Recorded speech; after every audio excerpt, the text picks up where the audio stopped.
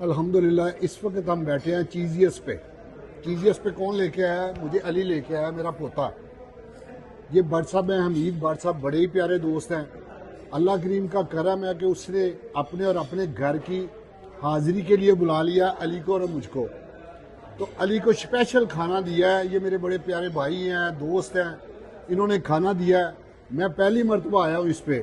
کہتا ہے یہ ان کے کھانے، ہر چیز ان کی بڑی اچھی ہے. اب میں علی سے ایک کویشچن کرتا ہوں. علی، اللہ پاک نے آپ کو بلا لیا اپنے اور اپنے پیارے محبوب کے در کی حاضری کے لیے.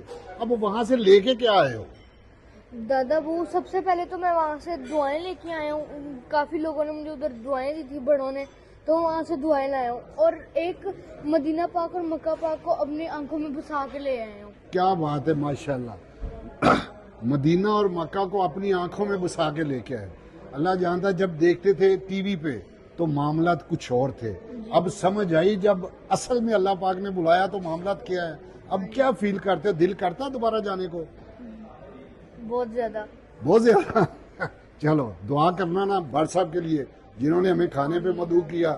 اللہ پاک ان کے رزق میں، جان میں، مال میں برکتیں دے، اور اللہ پاک ان کی فیملی کے لیے مزید رحمتیں اور برکتیں دے. پروردگار کسی کا محتاج نہ کرے.